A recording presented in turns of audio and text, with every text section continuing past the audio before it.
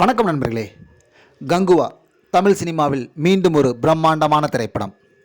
ஒரு உணர்வு, இரு வேறுபட்ட கதைக்களம், இரு மாறுபட்ட சூர்யா, இரு வேறுபட்ட கார்த்தி, இரண்டு காலகட்டத்திலையும் ஒரு சிறுவன்.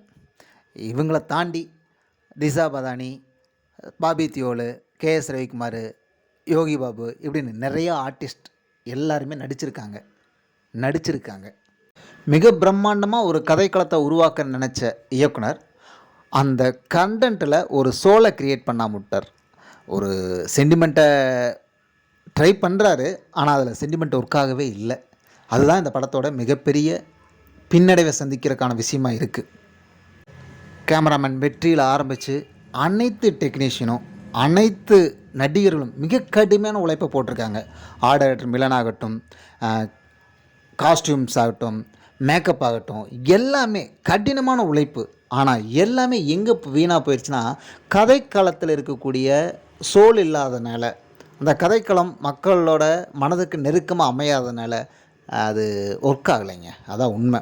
அதை தாண்டி படத்தில் உள்ளே போனால் கத்திக்கிட்டே இருக்காங்க. படம் கங்குவான்னு சொல்கிறதா இல்லை கத்துவான்னு சொல்கிறதாங்கிற மாதிரி ஒரு கொஸ்டின் மார்க் உள்ளே வச்சுருக்காங்க. அந்தளவுக்காக அதை பண்ணியிருக்காங்க. மிக பெரும் நடிகராக வலம் வந்துட்டுருக்கிற சூர்யா மிகச்சிறப்பாக நடிச்சிருக்காரு.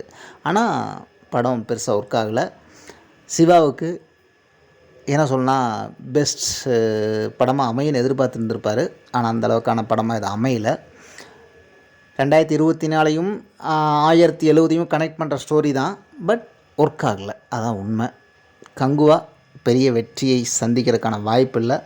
வெற்றியாக நிறைய பில்டப்ஸ் கொடுத்தாங்க. அந்த பில்டப்ஸ் எல்லாம் இங்கே ஒர்க் ஆகலை. ரொம்ப கஷ்டம். 2000 கோடி சம்பாதிக்குன்னு சொன்னாங்க. 200 கோடியை வசூல் செய்யுமாங்கிறதே கொஸ்டின் மார்க்கில் தான் இருக்குது. பார்ப்போம். நன்றி நண்பர்களே.